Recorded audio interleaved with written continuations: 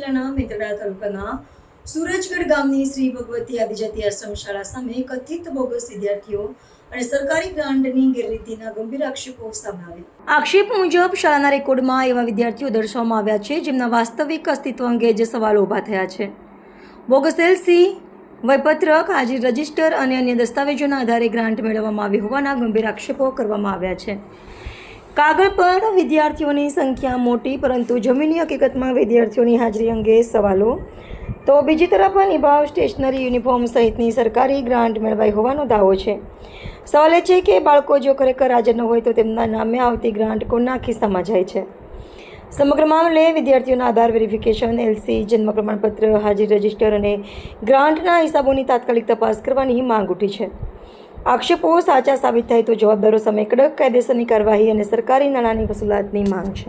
મેંદરડા તાલુકાની સરદારગઢ આશ્રમ શાળા જેનો મુદ્દો આજે આ ધ્યાનમાં આવ્યો છે કે ત્યાં કોઈ પણ વિદ્યાર્થીઓ ફિઝિકલી અવેલેબલ નથી ને છતાં ત્યાં હાજરીપત્રક ને એ બધું જ જોવા મળેલું છે।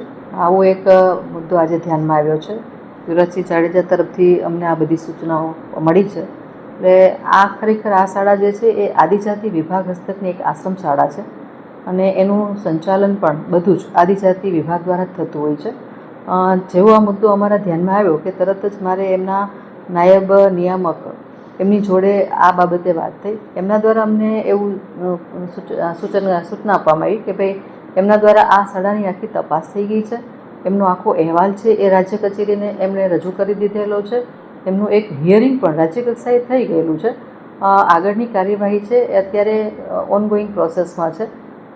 આ સિવાય રૂબરૂમાં અમને જે કંઈ પણ એના આધાર પુરાવાઓ આ બાબતે વિશેના રજૂ થયેલા છે એ બધી જ બાબતો ધ્યાને રાખી અને એમાં જે કોઈ પણ ચેનલ વાઇઝ જે લોકોની ભૂમિકા જવાબદારી નક્કી થતી હશે એના તરફ અમારા અહીંની જિલ્લા લેવલની એ આખી એક કમિટી રચી અને એ કમિટી દ્વારા સઘન એની ઊંડાણથી તપાસ થશે, તમામ આધારો તપાસાશે અને એમાં જે કંઈ પણ તથ્ય બહાર આવશે એ બધા ઉપર આખી ચેનલ વાઇઝ જ નિયમ અનુસારની ખાતાકીય કાર્યવાહી 100% કરવામાં આવશે। ખાસ કરીને જે આ સ્કૂલ ચાલતી હતી તો અત્યાર સુધી કેમ ધ્યાનમાં આ સ્કૂલ છે ને એકચ્યુઅલી આદિજાતિ વિભાગની છે એટલે એમની તમામ બાબતો છે એની જાળવણી, નિભાવણી આ બધી જ આદિજાતિ વિભાગ દ્વારા કરવામાં આવતી હોય છે એટલે એમની પાસે એમની હકીકતો હોઈ શકે છે। બીઆરસી અને સીઆરસીની જે વાત સામે આવી છે હા એટલે એની ભૂમિકાઓ અમે તપાસી લેવાના છીએ। એટલે એમ જ કીધું કે ચેનલ એમાં જે કંઈ કામ કરતી હશે, જેની જવાબદારી નક્કી થતી હશે એ બધાને અમે એમાં આધાર પુરાવા સાથે એની તપાસો કરી અને આગળનું કરશું। ખાસ કરી એવી પણ વાત આવે છે કે હા એટલે એ જ વાત છે કે અહીંયા આના જે કંઈ પણ રેકર્ડ્સ છે એ બધાની ચકાસણી છે એ આદિજાતિ વિભાગ દ્વારા જ કરવામાં આવતી હોય છે અને છતાં અમે પણ એમાં ઊંડાણથી જોઈશું અને આવી કોઈ મેટર જો ધ્યાનમાં આવશે તો એ એમના વિભાગને પણ અમે બધું જ ધ્યાનમાં મૂકીશું। तो व्हाट्सएप, ट्विटर, फेसबुक, इंस्टा जहाँ भी आपका अकाउंट है इसे शेयर बटन के द्वारा वहाँ पर शेयर करें।